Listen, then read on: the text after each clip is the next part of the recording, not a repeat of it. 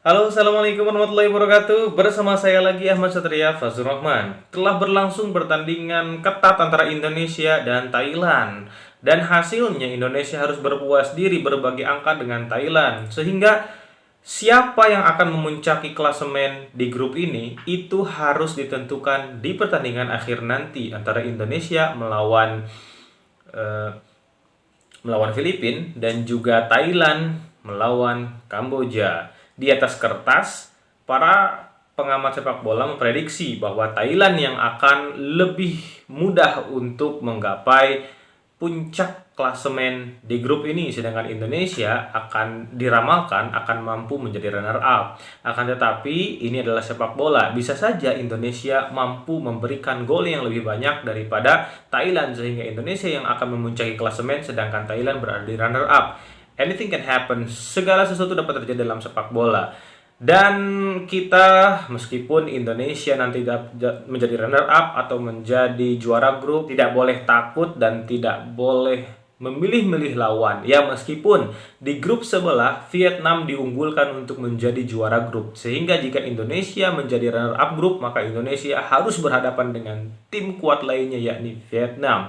Di atas kertas Vietnam lebih diunggulkan daripada Indonesia. Kenapa? Karena mereka lebih memiliki kedalaman skuad yang lebih bagus. Kemudian mereka juga memiliki para pemain-pemain yang berkualitas dan mereka ditukangi oleh seorang Park Hang-seo yang sudah mengasuh mereka beberapa tahun yang lalu. Maksud saya lebih lama daripada Shin Tae-yong, sehingga pemahaman taktikal mereka tentu lebih baik, apalagi mereka itu mendapatkan asupan mental yang tinggi karena mereka telah mengalahkan tim kuat Malaysia. Oke, sedangkan Thailand jika juara grup maka Thailand akan bertemu dengan runner up. Nah, jika Indonesia ingin lebih mudah untuk mencapai ke final, maka Indonesia harus menjadi juara grup karena Indonesia nanti ketika juara grup akan melawan runner up yang secara teknis atau secara taktikal lawan tersebut lebih mudah daripada Vietnam. Tapi apapun itu, kita harap Indonesia akan selalu siap melawan tim manapun, entah melawan tim kuat, entah melawan tim yang setara, atau entah melawan tim yang berada di bawah Indonesia itu sendiri. Maka dari itu, apapun yang terjadi nanti, kita terima hasilnya dan terus melakukan perbaikan dan perbaikan. Mari kita ke pertandingan tadi. Pertandingan tadi dimulai dengan taktik yang menurut saya taktik yang bagus yang diperlihatkan oleh Coach Shin Tae-yong, di mana Coach Shin Tae-yong tidak menempatkan striker murni ya di babak pertama. Starting 11 tidak ada striker murni dengan menyimpan Yakob Sayuri di depan.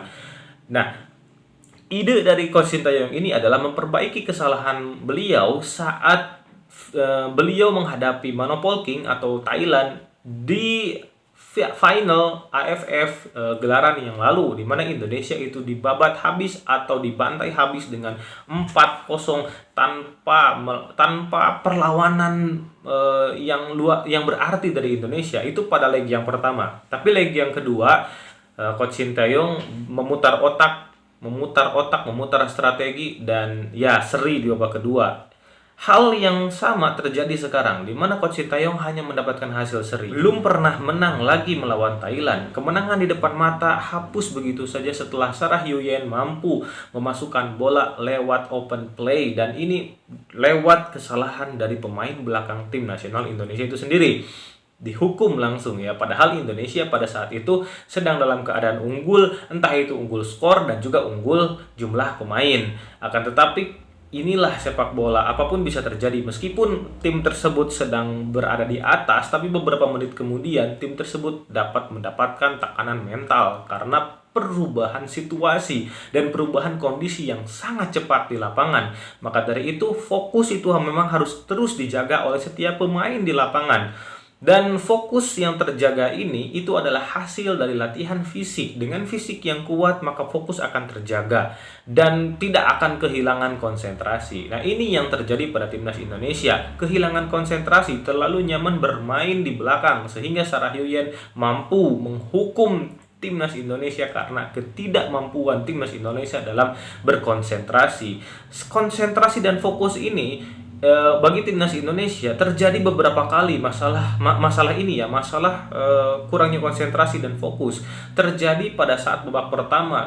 Banyak sekali kesempatan yang dimiliki oleh timnas Indonesia yang mana timnas Indonesia tidak mampu menyelesaikannya dengan baik. End passing sudah bagus, kemudian beberapa pergerakan sudah bagus, finishing touch-nya yang kurang bagus. Contoh saja ketika babak pertama Witan Sulaiman itu mendapatkan bola lagi, Witan Sulaiman seperti di babak maksud saya di pertandingan pertama lawan Kamboja, ia mengulangi kesalahan yang sama. Kali ini kiper sudah dilewati, akan tetapi ia tidak mampu menempatkan bola tepat di gawang, malah melebar ke sisi kanan gawang dari Thailand. Hal ini juga terjadi di beberapa kesempatan di babak kedua. Banyak sekali kesempatan-kesempatan yang dimiliki oleh Indonesia yang tidak mampu dikonversi menjadi gol. Di babak pertama, mengapa Indonesia tidak menempatkan pemain striker murni? Ini karena Indonesia bermain mid block, menunggu dan menunggu, sehingga jika terjadi kesalahan yang dilakukan oleh Thailand, Indonesia akan cepat melakukan transisi positif ke menyerang dan langsung membombardir pertahanan Thailand. Dan ini memang berhasil ya, memang berhasil taktik dari Coach Sinteyong ini, karena Coach Sinteyong sendiri kita sudah tahu bahwa beliau itu dikenal dengan pertahanannya yang solid. Beliau itu dikenal dengan pelatih yang hobi untuk melakukan pertahanan yang rapat. Itu dia Coach Sinteyong. Berbeda dengan Kim Pan-gon yang lebih ingin menguasai bola, mensirkulasikan bola, ingin memenangkan duel di tengah, dan lebih ingin melakukan possession. Itu berbeda ya. Untuk Coach Sinteyong lebih suka bertahan. Lihat saja saat Korea Selatan di Piala Dunia, saat Korea Selatan ini dilatih oleh Coach Sinteyong itu sendiri. Dan Coach Sinteyong memang cocok dengan permainan seperti ini, dan timnas Indonesia juga cocok. Hanya saja fokus timnas Indonesia itu buyar pada menit ke-80 sehingga Sarah Hyuyen mampu memasukkan bola.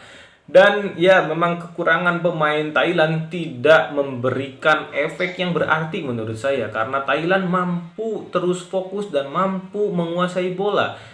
Ini yang saya sayangkan. Mengapa kekurangan pemain yang dimiliki oleh Thailand itu tidak mampu dimanfaatkan oleh para pemain Indonesia? Harus banyak melakukan latihan skema di mana Indonesia ini berada dalam keunggulan pemain, sedangkan lawan itu 10 pemain. Harus selalu dilatih hal yang seperti ini. Meskipun ya jika berbicara itu mudah, tapi jika langsung di lapangan itu memang sulit ya kawan-kawan.